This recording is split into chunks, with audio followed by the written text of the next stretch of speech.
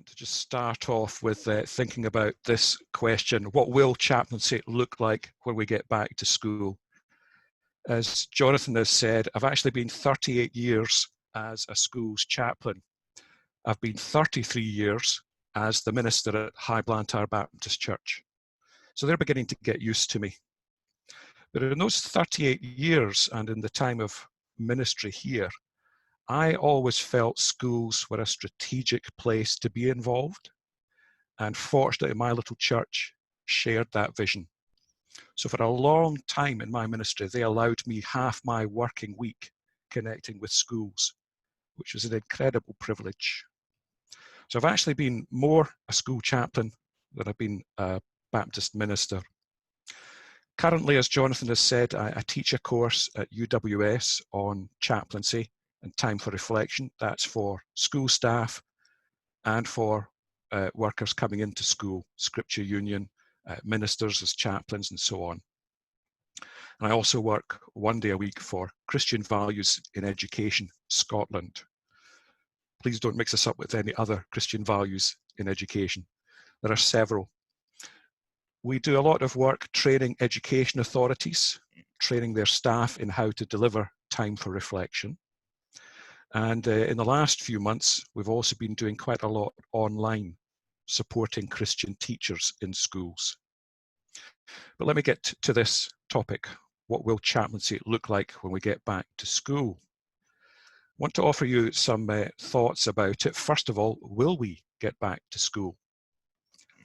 Each education authority will have a different policy on this, but it's looking likely in South Lanarkshire that there'll be very strictly limited access for any visitors, and that will include school chaplains.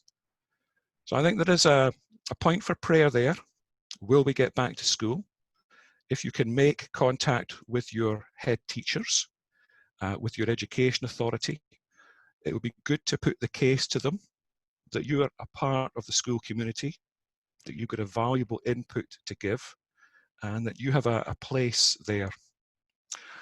Talking about assemblies, as Muriel said, it's maybe not the most important part of what we do as chaplains, but it is the most visible. And I think when we get back to school, if we get back to school, it's likely that at least for the first 3 or 6 months, assemblies will not be in the traditional whole school or whole year format that we've been used to. South Lanarkshire schools are talking about kids coming in phased return. So you'll have half a class will be in the morning, half a class in the afternoon. You're just not going to have whole school groups, whole year groups. I think a lot more of our assemblies will be targeted at small groups and will be targeted at classroom size as well. And I recognise what Muriel is saying as well about do we provide assemblies online? I think quite a lot of our assembly input will have to be prepared and delivered from off-site. And don't be afraid of that.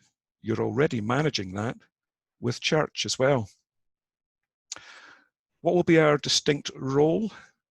I think we'll be able to offer pastoral support for pupils. I think a lot of the kids are struggling with mental health issues and resilience issues.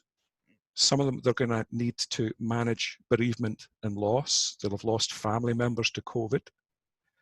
And a lot of them will have anxieties and fears about coming back to school, about mixing with others. They'll have anxieties and fears about missed exams, missed work, how they'll catch up. And I wonder if one of the things that chaplains and churches could partner with schools for is the provision of homework clubs, practical help with things like that. I think we'll also have quite a clear role in pastoral support for staff. With my CVE hat on, we've been organising these Zoom meetings, as I say, to support Christian teachers and chaplains. We've been asking them, what are your worries? What are you thinking about going back to school? And a lot of the teachers are really struggling with uncertainty. They don't know what it's going to look like. Often head teachers are only hearing about policy at the same time as parents. They're not getting time to prepare and think. They face uncertainty on how they're going to manage half a class in the morning, half a class in the afternoon. How do you work that? Some of them are struggling with loss and bereavement themselves. And quite a few I've found are really exhausted because they haven't been off. They've been out of school, but they've been continuing to work and having to master new skills to work, and they're exhausted. They've not had the usual pattern of breaks and weekends that they would have. And some of them, they're getting the signal from their education authorities they're going to be asked to do work over the summer as well. A lot of teachers are also struggling with role change.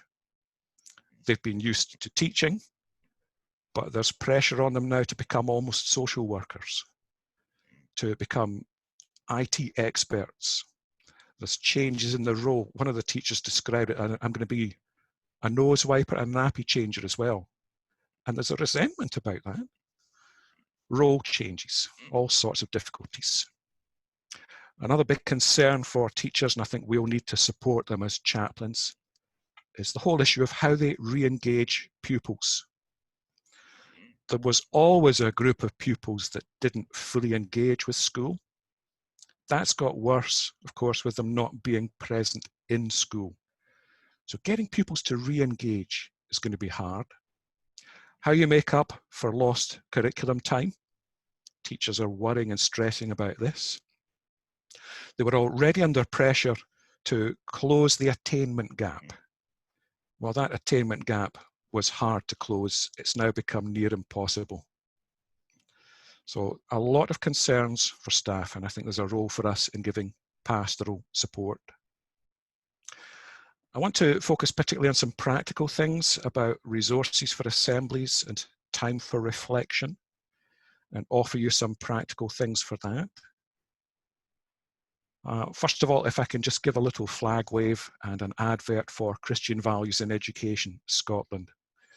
We're about supporting Scotland's schools, and that includes the children, the young people themselves, school staff, but also chaplains and parents too. We've done a lot of work in the last 18 months on our website, and there it is, cvescotland.org.uk. We've got supporting Scotland schools, and we've got the 3 aims: equipping, networking, and resourcing. The site has got a whole host of resources, permissions and boundaries, what you can and can't do, but also a really good search engine now. So if you've got an assembly coming up or a class time coming up, you'll find some resources to help you there. I want to highlight a couple of other things. If we are going to be doing assemblies prepared off-site and then sent to a school, what resources can you use? Here's a couple. Some of you might already know of the work of Colin Buchanan. Colin Buchanan is an Australian. He's a brilliant singer and a committed Christian, working a lot resourcing Australian chaplains.